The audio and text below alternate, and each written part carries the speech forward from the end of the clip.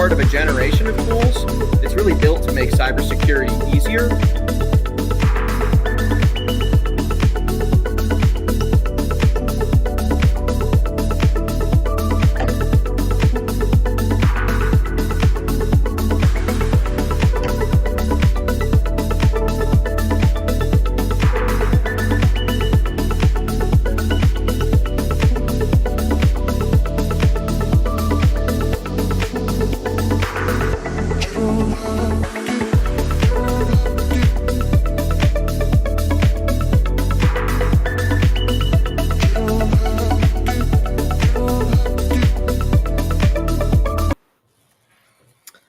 Welcome back to another episode of MSP Cyber Roundtable. I have with me today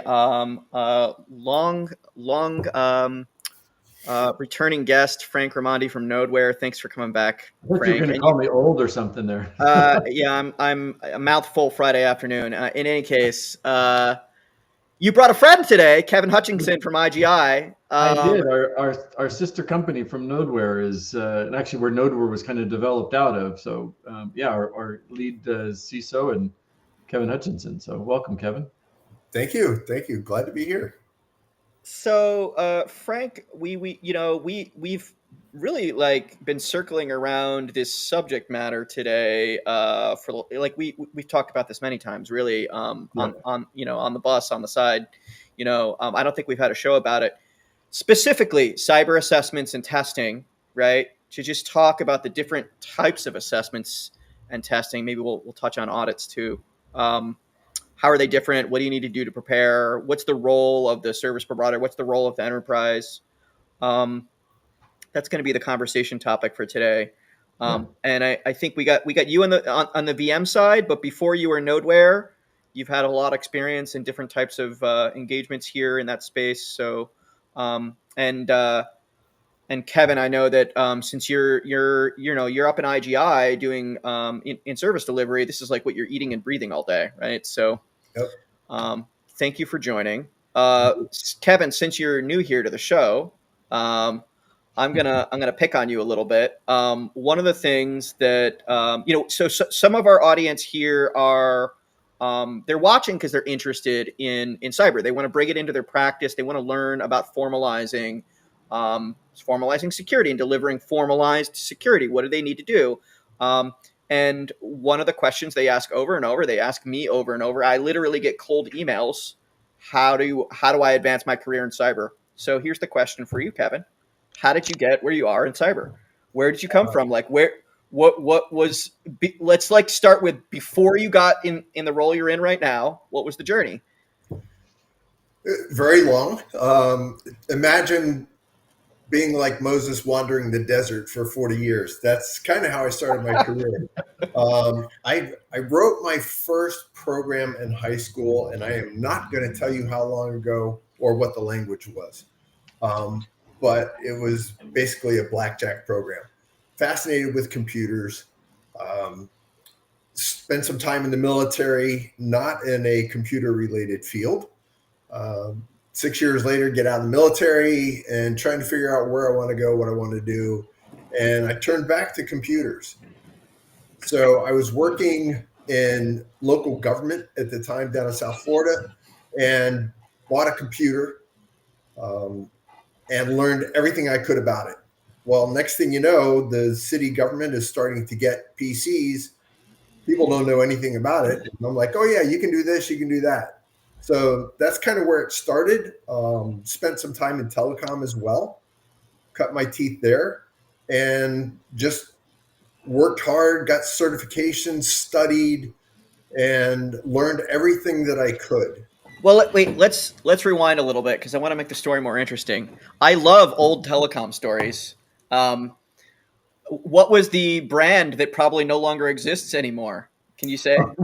Yeah, it was actually, besides digital key systems, the first PBX I worked on was a Roam 8000. I remember the vendor name. I remember the vendor name. I don't remember the product. Yeah. I think they got bought out by Siemens or somebody else. Okay. But anyway, yeah, it's back in the day. And just a side story. That's why I learned about phreaking. Okay. And being able to leapfrog from one insecure PBX to another insecure Oh yeah. PBX. And, The first IT department I worked in as an enterprise, right? We were a recipient of one of those interesting. People may not realize that this used to happen. Someone gets a hold of your PBX inbound line. They figure out how to somehow get back out again, yeah. and then that information leaks out, and all of a sudden you've got $100,000 in phone bills from like who knows where, Yeah. calling who knows where, and like appearing out of the blue, and you're stuck with it. You got to pay the phone bill. Remember those long distance calls when you used to have to just personally you after 5 o'clock so that the rate was cheaper to call your mom. Yeah, and it's funny. Like it's hard to even imagine. Even with inflation, this seems crazy. It used to be like $10 or more a minute to call some places in the world. Mm-hmm. Yeah. So, all right. So you learned about that stuff because you were probably actually dealing with those situations I was just talking about. And you were in telco for a while. Keep going. So yeah, like I said, I learned everything that I could about PCs. Ended up getting a help desk job with a pharmaceutical company. Continued to learn, everything that I could. I was basically a sponge. Anything I could learn about networking or mainframes, what have you. Pharmaceutical company had AS400s, and learned what I could about AS400s. Which was that was a mainframe that fit in a closet, right? So yeah, pretty much. So ended up doing a bunch of support work for them, learned SQL, learned Access, ended up getting stuck in a plant down in Doral, South Florida, just coding most of the day, writing front end for back end. Mm-hmm. And miserable. So I said, I gotta find something new. So I ended up taking on another desktop support position for a major insurance company. Moved up pretty quick there. Got promoted twice in 2 years into the server engineering team.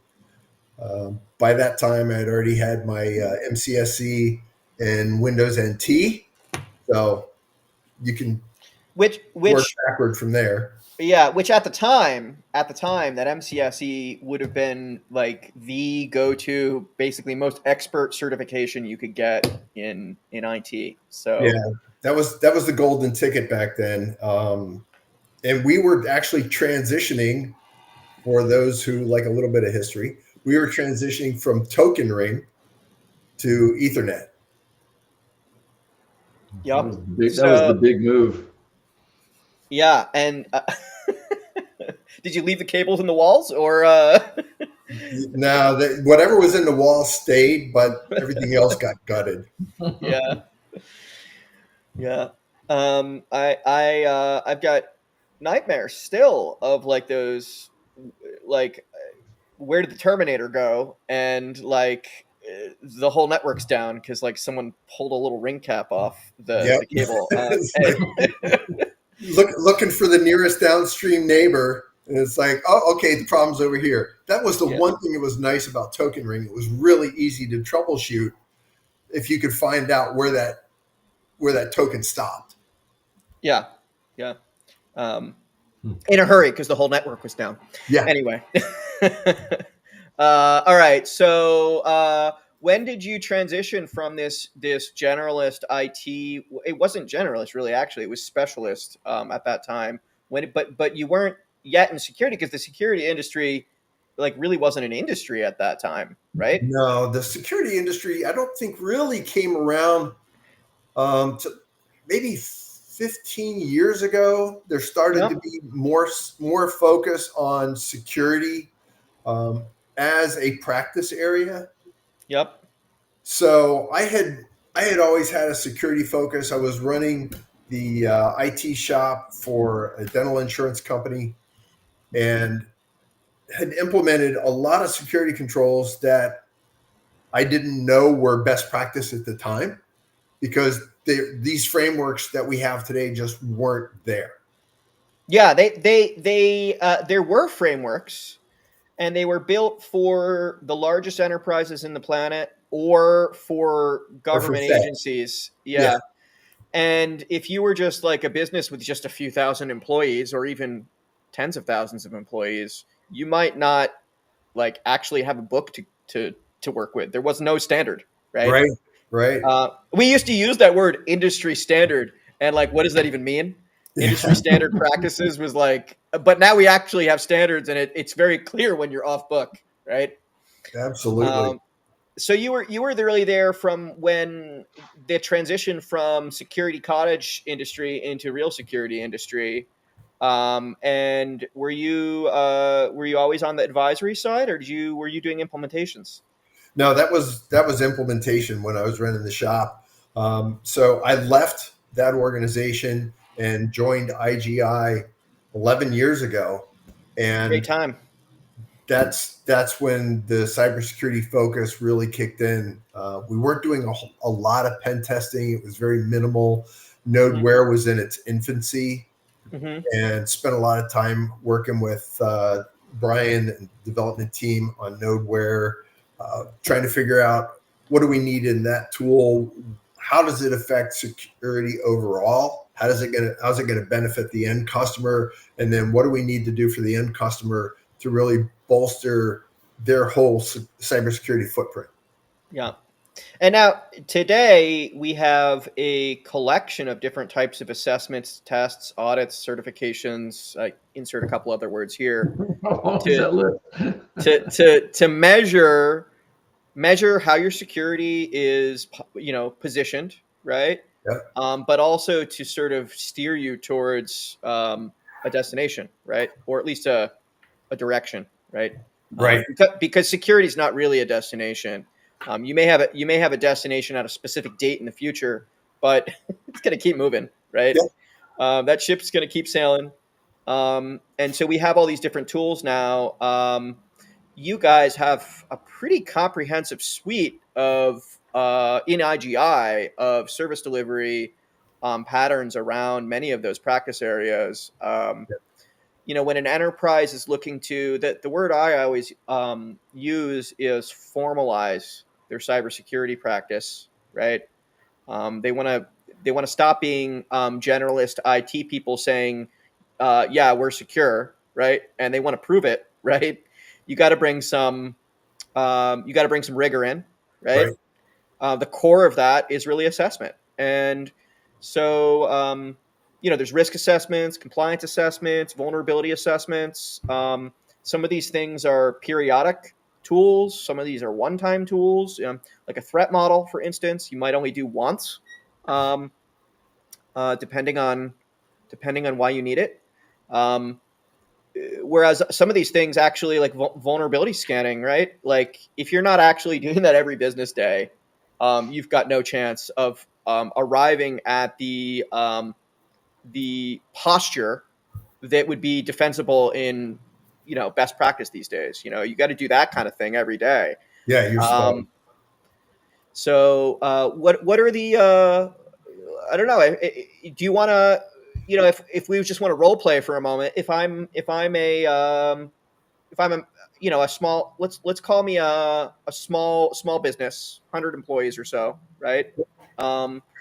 Maybe I'm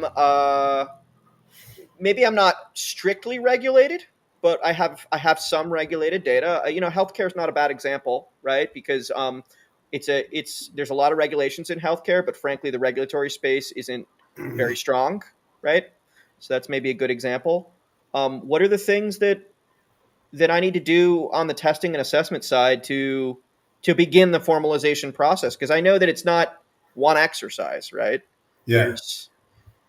So the first thing I'd say is everybody's going to have PII. That's personal information, right? Like about your employees. Personally identifiable information. It's, name, address, phone number, date of birth, gender, all of these components that comprise data components or metadata that comprises who we are, in that digital ecosystem. So how are you protecting that? Well, let's back up from there. What's your goal? Yeah, there really should be a defined goal. What are you trying to achieve? Is there a pain point that you're trying to address? What is that short-term goal, long-term goal? Then let's expand the conversation once we know that. Yeah, it's really interesting. So with my partners, it's a big part of our success pattern is training our partners to get through that conversation, because oftentimes they go straight for the regulations, right? Or they go straight for the technology. The fear and the thing, oh, you have to do this or else you're going to go out of business tomorrow. Right? Yeah, or the FUD selling, on some installed tool. But I always go, and sometimes it's confusing for the end client if they haven't had this conversation in this way before, right? Yeah. The first thing I say is, what are the pressures that you're under right now? Why are we having this conversation? The second thing I say is, what are you trying to do over the next 2 years, right? Like, are you trying to grow? Are you trying to reduce risk? Are you trying to survive? Are you trying to acquire companies? Are you trying to, what are you trying to do? Yeah. Did you just get hit with ransomware? What, like you said, why are we having the conversation? And what do you want to accomplish? Once we know that, then we can lay out that roadmap, right? Yeah. If it's towards a compliance framework, great. Let's figure out what that is. Is it we want to go the NIST CSF route because that's more applicable to your industry? Is it CIS? What's the right sweet spot for your organization? And then let's figure out, what does that roadmap look like for you? Are you trying to get everything done in a year? Great. Do you have the appetite to consume the services to get everything done in a year? If you don't, okay, let's figure out a 1 year, 2 year, 3 year, even 5 year roadmap so we can grow that cybersecurity maturity over time and not get you back to the state that you're in. Yeah, and Kevin, do you maybe some of your customer conversation, I mean, what you were describing there is almost kind of assuming they have enough knowledge to get to that answer, right? I mean, I would think, Matt, a lot of customers that I see, the Nodeware or the MSP's customers, right, are, oh, I'm too small, I don't need to worry about it. I've got passwords on all my stuff. It's kind of almost, how do we even get them to that point of understanding, oh, I really do need that roadmap. I need that goal. Yeah, there's some gap there. I don't know where that is, but it's all over the place, I'm assuming. But people are all over the place, and sometimes even in one meeting, people are all over the place because they're all at different levels of understanding of the strategic imperatives, like what needs to happen. And I think asking about the security destination is yeah, we need that, but before we need the business destination too, because usually where I start with the business destination, and then I say, okay, what are the things that can come out and bite you on the way to that business destination, right? Do we need to worry about defending from a failure, in an insurance claim, right? Which is, in my example, healthcare, right? You would think the regulators are the things you need to be afraid of, but actually in healthcare, the regulatory burden, unfortunately, on paper is strong, but in the real world, the regulators are pretty weak. Luckily, we have insurers that, for whatever reason, have become the regulatory arm of the healthcare industry, right? You're tired of paying out. they're not just tired of it; they're literally not paying out. They're finding reasons not to, right? They're getting really good at those legal arguments of why you didn't do what you were supposed to do as an enterprise, and because you didn't do what you were supposed to do, they don't have to do what you thought that they needed to do, right? Like, if you're not doing your part, they're not going to do their part. And to really get that into business management's understanding, and as well as, what are they even afraid of? Are they afraid of the right thing? Because if they're afraid of, like, this theoretical payment happening or not happening, that's actually not the thing that they need to be afraid of. What they need to be afraid of is being in the middle of an incident and having no incident management, because your insurer, who is your default manager of an incident, right, just basically walking off the job because they're like, we're done here. Yeah. We're done here. You didn't do your part. We're definitely not going to do incident response for you. And you're stuck holding the bag on what could have been a minor incident, right, that just explodes. Not only do you not get the attacker out, but the losses just keep growing because you can't get them out, right? Because you don't have the incident response. And let me tell you, IT teams, and I don't really care what size organization you're in, IT teams aren't, whether you have an MSP, whether that MSP is awesome or not, they are not equipped. They are not equipped to fight a threat actor that's achieved persistence in the business. You really need a response team. And theoretically, you could hire that response team, and theoretically, the MSP could retain that response team.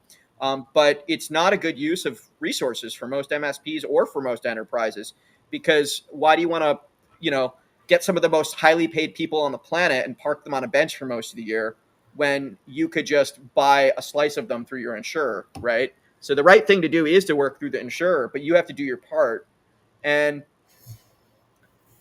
so you got to do what you need. You got to do your part, and your part basically is, we've been using this term for decades, right? What's the best practice, right? These days, it's cooked up in a book. And Kevin, you were talking about the NIST CSF book, the CIS book, could be the NIST 853 book, right? Could be any number of others, really. And then you need to figure out where am I at in this book right now, and how far do I want to get in this journey? You don't have to implement all the controls to be doing a great job on that standard.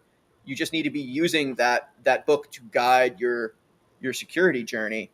So figuring out where you are is actually pretty hard. Almost every implementer, and when I say implementer, I mean the person actually configuring the security thing, understands their actual security state, almost universally, because when they don't overestimate themselves, they underestimate themselves, right? Yeah.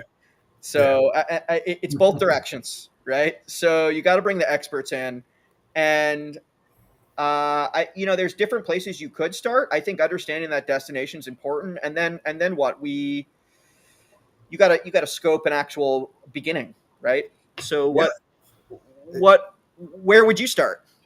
So, like any journey, it's great to know where you want to get to, but if you don't know where you are, your path is going to be completely different. If you want to get to New York and you're in Miami, that path is going to be completely different than if you're in Las Vegas. Yeah. So let's figure out where we are. What do we have existing for policies and procedures, right? Those policies, those are the core of that business and that operational enterprise. And that's the teeth that every organization needs to move forward in any framework. Yeah. Okay? You've got those policies. That's a great start. You're talking about governance, and I know just about every engineer I've ever worked through establishing governance, right? Formalizing governance. They're very dismissive of it, right? Yeah. Because they don't understand how this document that just sits there on a shelf, right, somehow protects the organization, right? But it's really critical in that example I brought up, which is you're defending a claim, right? Yeah. You're defending a claim, and the insurer says, well, did you do what you were supposed to, right? And if you don't have a policy, right, like that's like problem one. You didn't have a policy. You didn't do what you were supposed to, which is have a policy, right? But even if you had a policy, the second question would be, well, it's sometimes the policies are great, but the attacker still gets through, right? But if you did what you said, right? If you had a policy and you followed that policy to a T, right? And you did all that thing, well, then it's just an error, or it's just an act of God, or that's the situation where the insurer actually has to pay out, right? Yeah. You did everything you were supposed to do. You had a documented policy. You followed the policy.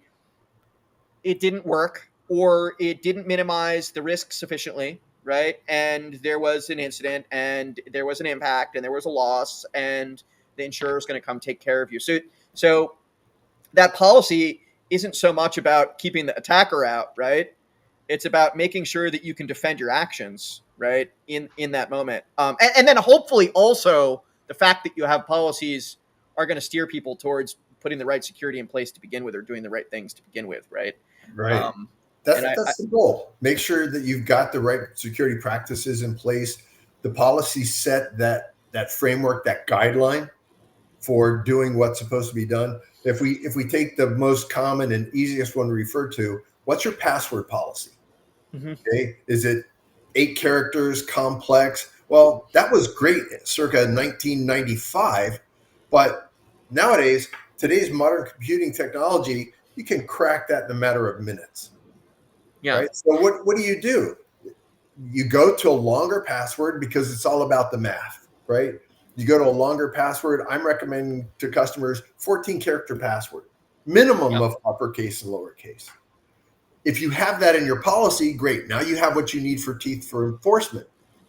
You take that policy, translate it into Azure or whatever your security environment is.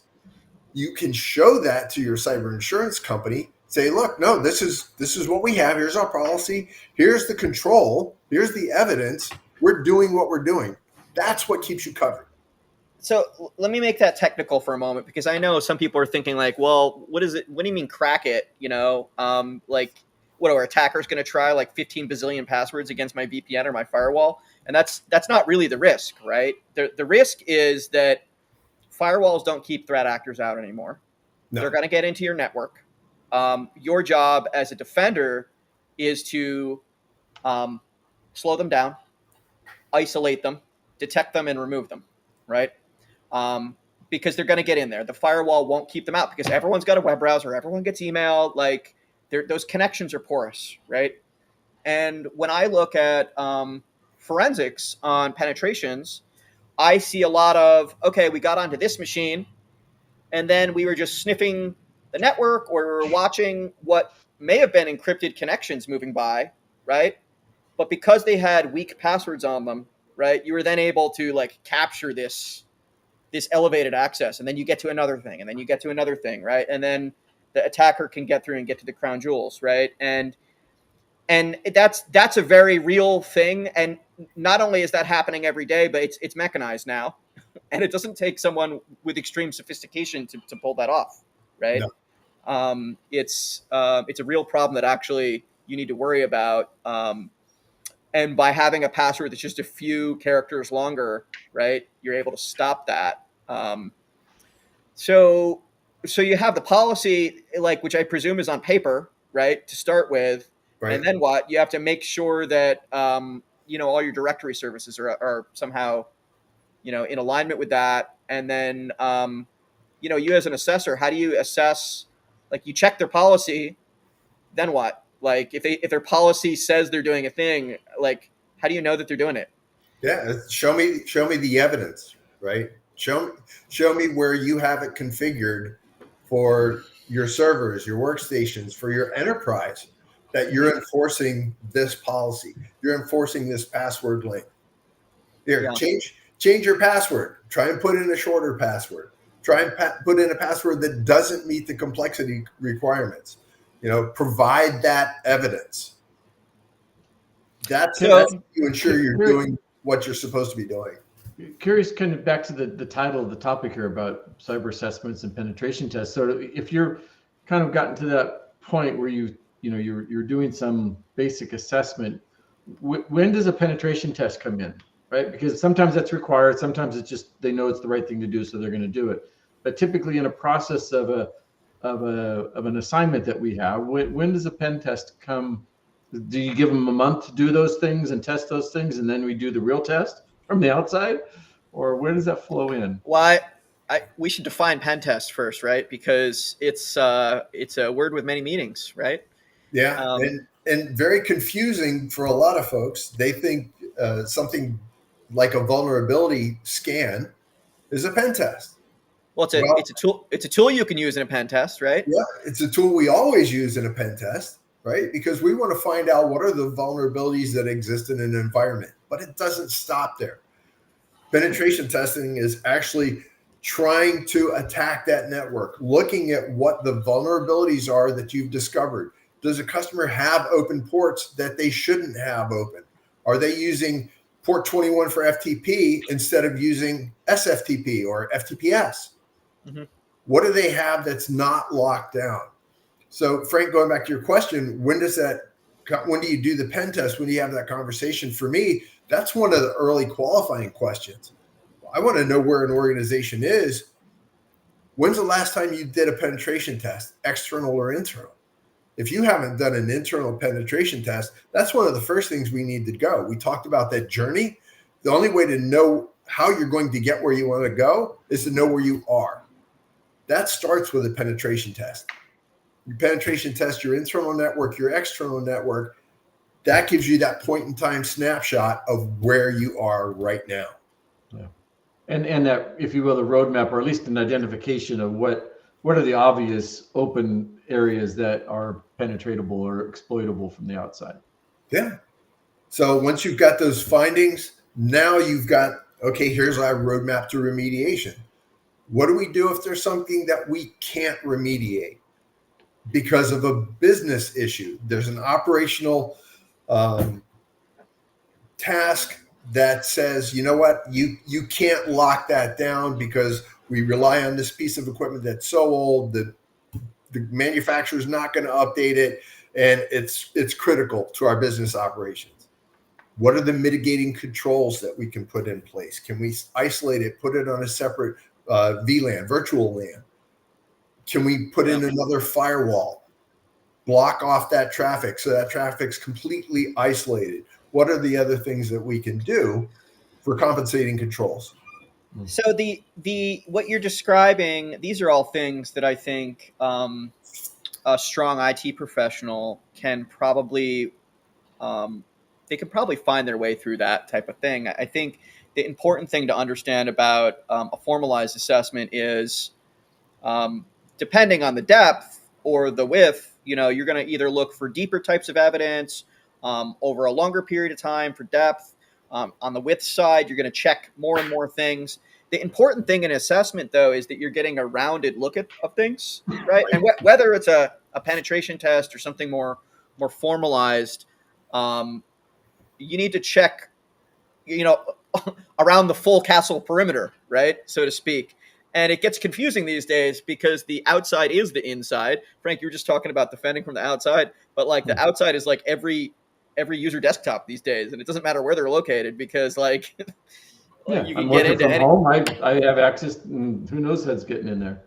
Yeah. So you have to look everywhere. You have to flip over every rock, right? And then you need to be able to take all those results in and analyze it to understand maturity and weaks and strengths, and really make sure that when the organization decides to move forward in continuing to invest in cyber, because you have to continue investing in cyber because the goal keeps moving, that you're not wasting money. It's easy to find a thing that could be improved, right?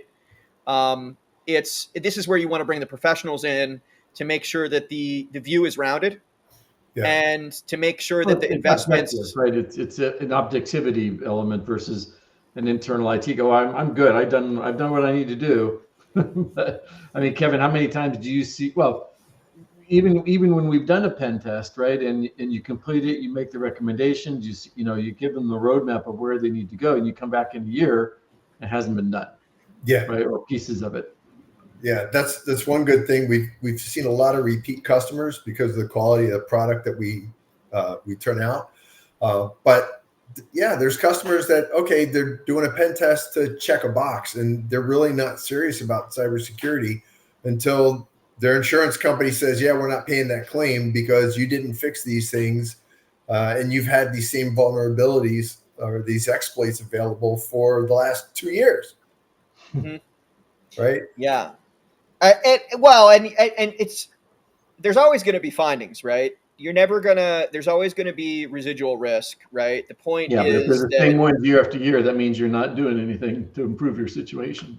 If it's a critical risk that the assessor said this is more important than these other things, this is the thing I see when an organization is given, here's the stuff that's the most important, and the technology team then works on the stuff that's more interesting or easier or cheaper or just more fun, right? And they ignore the gorilla in the room, right? They just walk around it, like inventory, right? And inventory is one of those things that tends to be weak in most organizations, unfortunately. And unfortunately, as well, if your inventory is weak, 2/3 of security is like, who knows? Who knows? Yeah. I don't know if my security is in place because I don't even know what my stuff, where it is, what it is.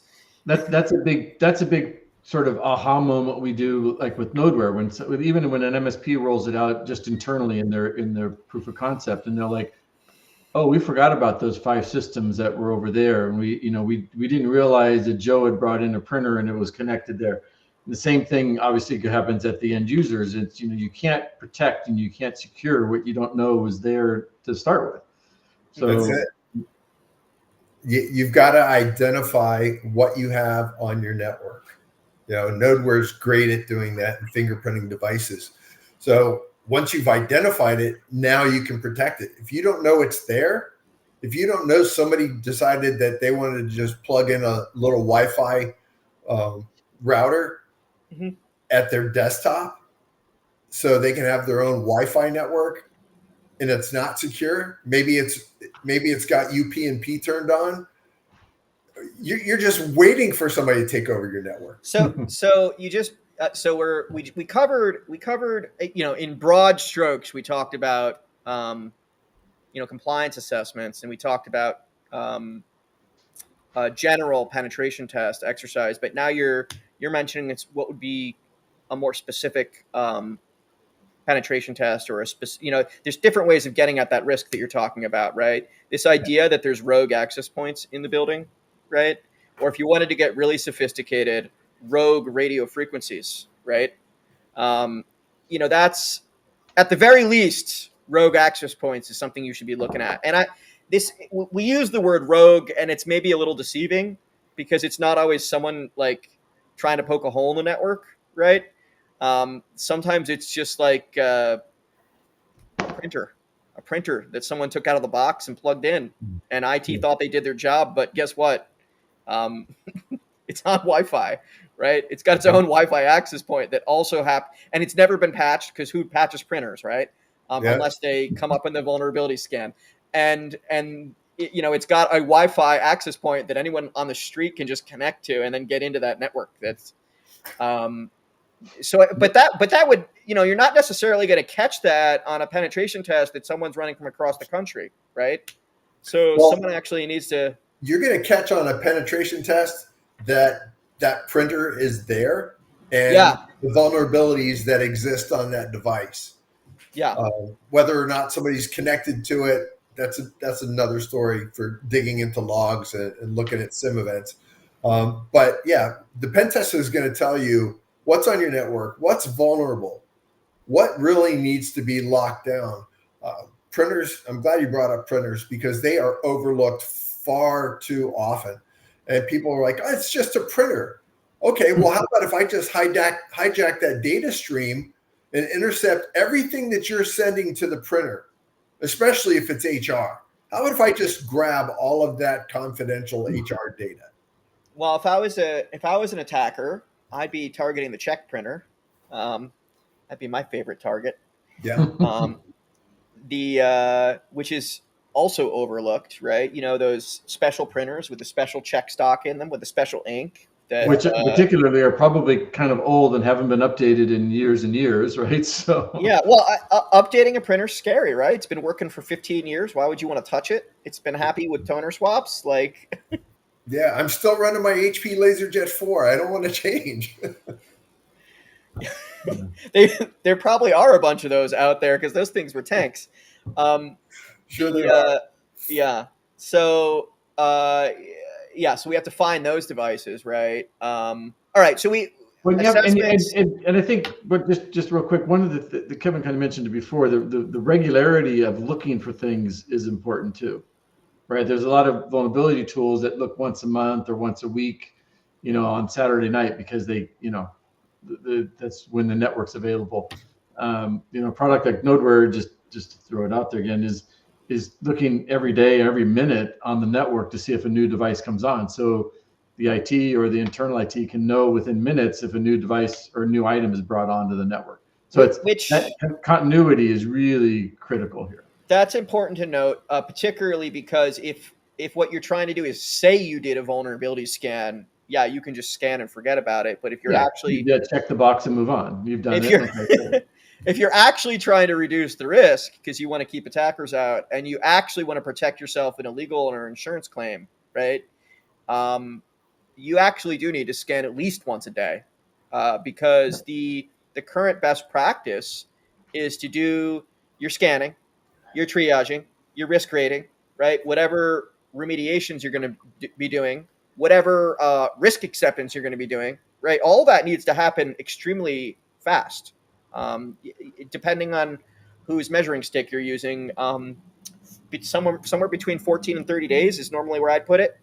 That's a lot of steps to go through in 14 and 30 days, between 14 and 30. So you have to catch that vulnerability the day it's discoverable to have any chance of being able to defend those actions, right? Yeah. Absolutely. Yeah, it's not anything that's ever going to go away. People are constantly bringing equipment in. A lot of companies don't have a fundamental BYOD policy, bring your own device policy, and they'll let just about anything on their network. They're not separating their corporate Wi-Fi from a guest Wi-Fi and isolating that guest network to internet only. They're not keeping track of who's on that guest network. There could be somebody in the floor upstairs that's attached to your guest network that's running some type of streaming service or some other service that could be questionable off of your network. Yeah, which it's funny you should mention the streaming services, because that's another one of those rogue devices, right? Unfortunately, we all have these smart TVs, right? They get dragged into the office to be used for whatever, right? And we forget the smart part, but they're all advertising themselves. You can connect into them remotely. I've yet to see one on this was the gotcha flag on a pen test, but I know it's happening right now because no one updates their TVs, right? I actually do. You update your TV. So how much luck do you have on that, though, Kevin? Because how long do the manufacturers really update those TVs, right? You have to get in there and disable the feature that would, even expose it. I think is really you need to turn off the smartness really to keep that thing safe. Yeah, well, my home network's a little bit more sophisticated than most folks. So I've actually got geo blocking. I go to extremes just because of what I do. Mm-hmm.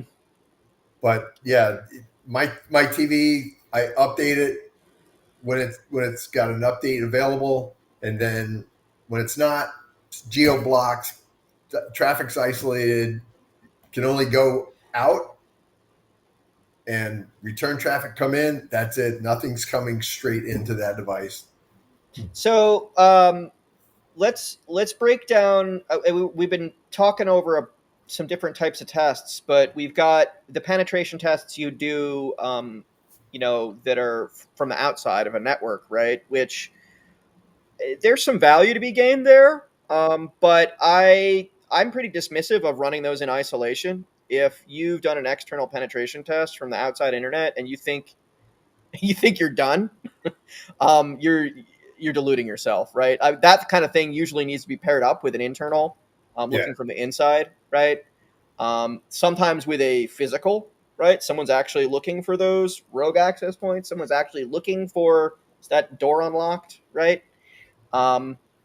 But then we've all got applications as well, right? If you've built custom software in your business, unfortunately, a vulnerability scanner might find a wide open vulnerability in that piece of software you build or you paid someone else to build, but it might not, right? So, we need to assess those things too, and you can use a number of different tools to try to dissect how that application might be creating risk. But Kevin, I'm curious. Are you seeing? I'm seeing on my side more attention to custom application um, penetration testing over the last few years, and people are taking it more seriously. What I mean by that is more organizations are getting dragged into that net because they've identified that even though they're not a purveyor of software, that they happen to have a custom piece of software in their Right. environment that someone built. And if Yeah. you don't, So, so one of the things I'm looking at is what are your code development practices, right? Are you doing peer review for code? Mhm. What are your promotion practices? Are you analyzing your code in line for potential issues? Mhm. If you're not, what are you doing? Everybody that thinks, oh, I'll just use this COTS software, they already did all the testing on it and everything's secure until Log4j happened. Yeah. And then everybody hit the panic button. It's like, oh my God, we've got this library in our systems and we're highly dependent on it. We can't get rid of it. Now what do we do?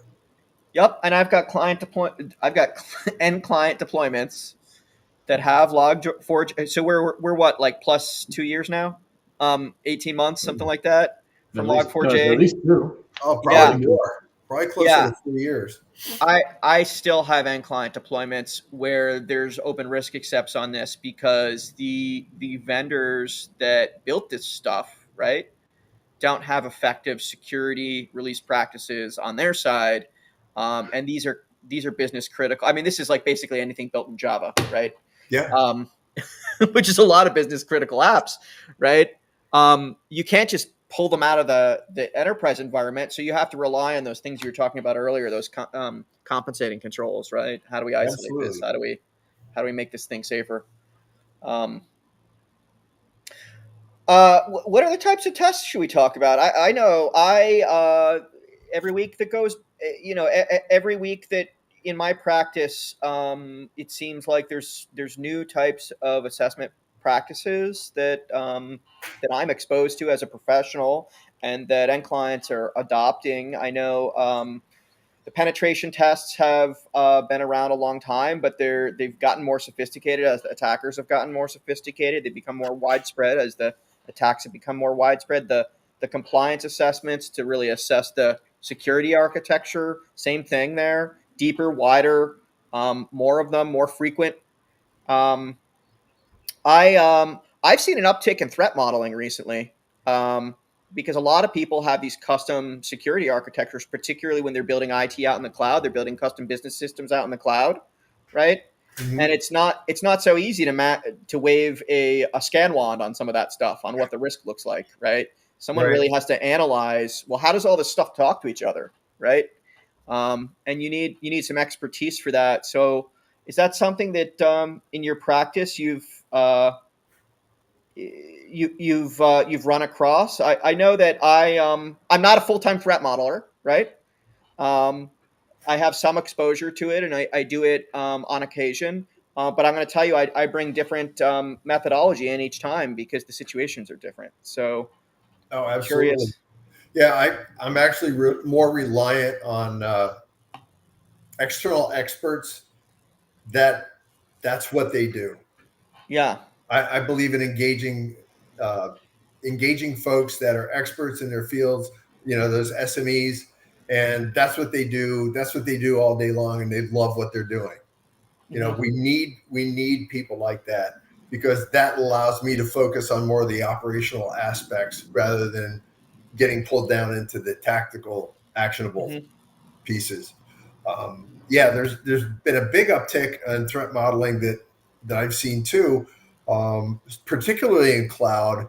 And I think there's a major misnomer that people believe, oh, well, I'm going to put my data in AWS or in Google Cloud or in Azure, and I'm safe because they monitor everything and I'm good to go.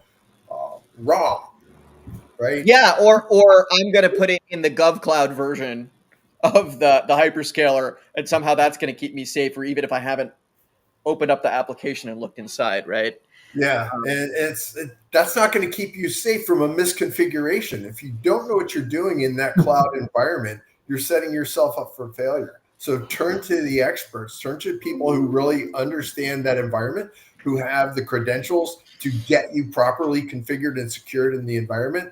And it's not a one and done. When there's updates for containers, make sure that those containers get updated. Throw out the old container, use that new container, and keep that updated. Well, before we run out of time here, I want to just how do I don't want to be the big logo here. Here we go. I want to put your brands up here, and I just want to talk about so Nodeware, which is a division of IGI, is focused on vulnerability management. IGI is on the professional services side. You guys have a number of specialties. Do you guys want to talk a little bit about how you relate to the market? And it's mostly IT service professionals and service providers here listening. When should they consider calling, picking up the phone, so to speak, for each of you? I'll start. So, again, with kind of we talked about, right, the first step in any real enhanced or improved cyber protection is knowing what you got, right, and knowing what's on those things that you got. big words there, right? But I mean, it's really identifying all the assets. It's understanding the risks that are on each of those individual assets, from the IP camera at the edge, to those printers that we talked about, to the server and every desktop that's in the enterprise. And that's really where Nodeware is all about, is identifying, fingerprinting, and then scanning. And we scan for vulnerabilities on a daily basis, right? There's new vulnerabilities that are published daily, right, from dozens of manufacturers and vendors, that come down, and we, on a daily basis, pull those into the system and evaluate them against what we see from the devices. And we're capturing on-prem, we're capturing agent-based devices for wherever they might be in the world, as well as cloud-based external IPs and websites. So again, every asset within an enterprise can be identified and scanned and managed against its vulnerabilities. We also do some patching.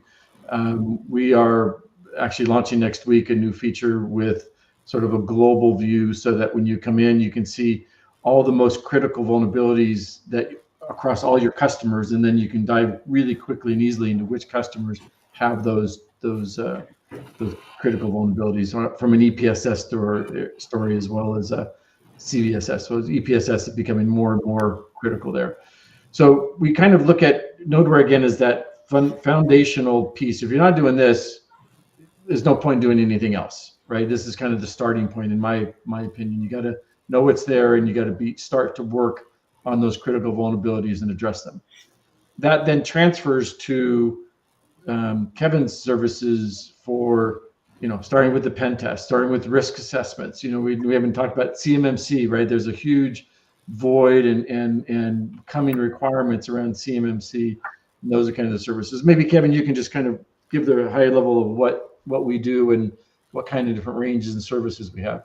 Sure. So the conversation with the MSP starts with what's the pain point that you're trying to address? What is it your customer needs? Is it penetration testing? We excel at that. Internal, external, application testing, mobile application testing, whether it's for Android or iOS, OWASP penetration testing. Don't forget about that web application that you have sitting out there that somebody else developed for you. Is it a risk to your organization? Let's find out. Assessment services. Do you need to make sure you're in compliance with a particular framework? HIPAA, ISO 27001, NIST 800-171 for CMMC, 853 on the Gov side. Where are you trying to meet? What's the compliance you're trying to meet? How can we help you get there?